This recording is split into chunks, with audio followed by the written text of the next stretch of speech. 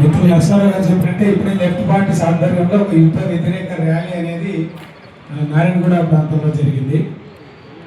ఈ యుద్ధ వ్యతిరేకం అనేటువంటిది ఎంత బాగా జనంలోకి ప్రచారం చేయడం, అమెరికన్ సామ్రాజ్యవాదానికి వ్యతిరేకంగా మన కార్యక్రమం ఉండడం అనేటువంటిది ముఖ్యమైనటువంటి విషయంగా మనం భావించాలి. ఎందుకంటే గతంలో డైరెక్ట్గా వలస రాజ్యాలుగా చేసుకుంటున్నటువంటి పరిస్థితి గతంలో ఉండింది.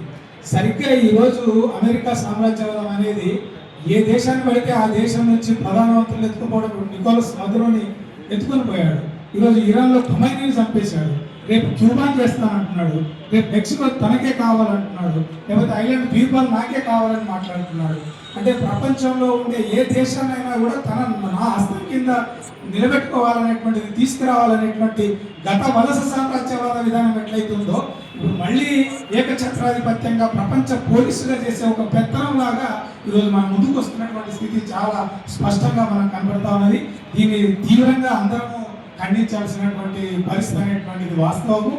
ఇది మన దేశంపై ప్రభావం. అంటే యుద్ధం అంటే చాలా మంది వాట్సాప్లలో వాడి మీద వాడేసుకుంటాడు, వీడి మీద వాడేసుకుంటాడు అని ఆనందపడే సందర్భం చాలా మంది వాట్సాప్లో మాట్లాడుతున్నారు. కానీ యుద్ధం అనేది ఈరోజు వంటింట్లోకి వచ్చింది. మొట్టమొదటిసారిగా అది ఎవరి మీద ప్రభావం పడిందంటే గ్యాస్ సిలిండర్ మీద ప్రభావం పడింది. పోనీ అట్లన్నా 60, 170, 200 పెంచిన తర్వాత దొరుకుతుందా అంటే అసలు దొరకని పరిస్థితి ఉన్నది. అసలు నువ్వు 1000 కాదు 1500 పెట్టినా ఈరోజు రూరల్ ప్రాంతాల్లో 45 రోజులు, సిటీ ప్రాంతాల్లో 25 రోజులు టైం పెట్టి బుకింగ్ చేసుకునేటువంటి పరిస్థితి వచ్చింది. అంటే గ్యాస్ లేకుండా పోయే పరిస్థితి వచ్చింది. మొదటి ఎఫెక్ట్ ఇది. రెండవ ఎఫెక్ట్, విమానాల్లో ఎక్కే వాళ్ళకి 399 రూపాయలు సెస్ పేరు మీద దాన్ని చేస్తున్నాడు. విదేశాలకు పోయే వాళ్ళకైతే $10 నుంచి $40 ఎక్స్ట్రా వేస్తున్నటువంటి పరిస్థితి ఉంది. ఈ రెస్టారెంట్లు అయితే ముఖ్యంగా హైదరాబాదు, బెంగళూరు, చెన్నై, మన ఢిల్లీ, ఈ వీళ్ళైతే మన బెంగళూరు వాళ్ళైతే దాదాపు ఒక 30-40% మూసేశారు.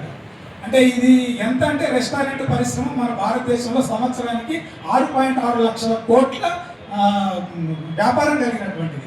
అంటే ఇది బంద్ అయితే ఏమైందంటే 1000-1500 కోట్లు ప్రతిరోజు నష్టపోయేటటువంటి పరిస్థితి.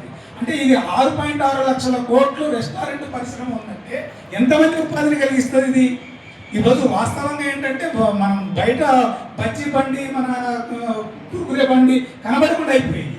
ఎందుకు కనబడతలేదు అంటే గ్యాస్ లేదు నా దగ్గర అని మాట్లాడుతున్నాడు. అంటే ఇట్లా మనకు పరోక్షంగా లక్షలాది మంది కార్మిక వర్గం అనేటువంటిది ఉపాధి లేకుండా రోడ్డు మీద పడేటటువంటి పరిస్థితి అది. అంటే జస్ట్ ఇది ఒకటే కాదు, అసలు వాళ్ళు మనం దిగుమతి చేసుకునేటటువంటి ప్రతి ముడి సరుకులన్నీ కూడా హర్మోజ్ సంధి జలసంధి దగ్గర ఆగిపోయింది.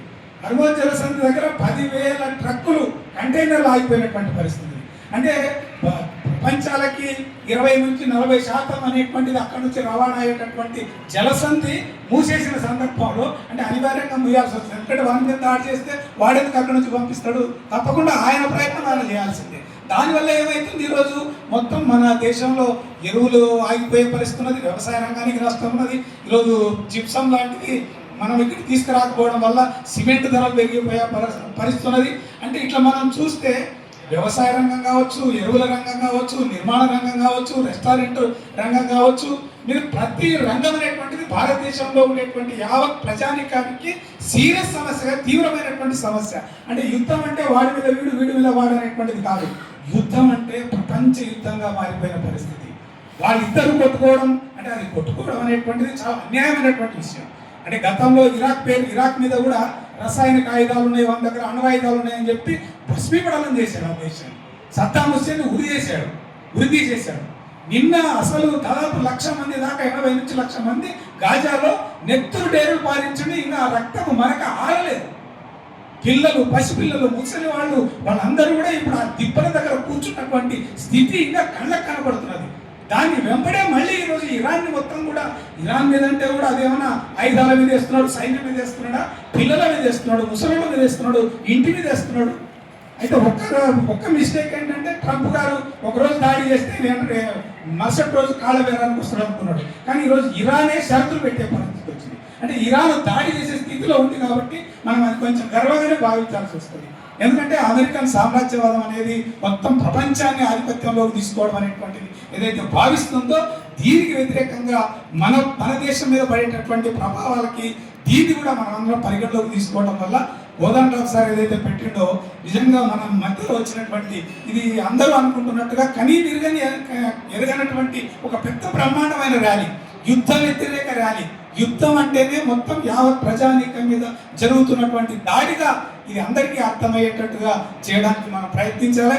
దానికోసం ఒక చిన్న కమిటీని రూపొందించుకోవడం, ఆల్ పార్టీస్ మీటింగ్ అనేటువంటిది మళ్ళీ ఒకసారి కూర్చొని ఎన్ని కరపత్రాలు, ఎన్ని పోస్టర్స్, ఎన్ని వేల మందిని, ఎంతమందిని ఏ ప్రాంతంలో సమీకరించగలం అనేటువంటిది కూడా చాలా స్పష్టంగా మనం మాట్లాడుకోవడం ద్వారా సార్ అన్నట్టు మన ఈ అసెంబ్లీలో ఒక తీర్మానం చేయించడం ద్వారా అంటే మొత్తం ప్రజలందరికీ కూడా ఈ విషయం చేరువయ్యేటట్టుగా ఎన్ని ప్రయత్నాలు ఉంటే అన్ని ప్రయత్నాలు చేసేటట్టుగా మనం అందరం చేయాలని, అది సిగ్నిఫికెంట్గా ఒక పెద్ద బ్రహ్మాండమైనటువంటి ర్యాలీ, బహిరంగ సభ అనేటువంటిది ఆల్ పార్టీస్ ఆధ్వర్యంలో జరగాలని, దానికి మా సిపిఎంఎల్ మాస్ లైన్ పార్టీ తప్పకుండా అండగా ముందుగా నిలబడుతుందని చెప్పి తెలియజేస్తూ నేను సెలవు తీసుకుంటాను.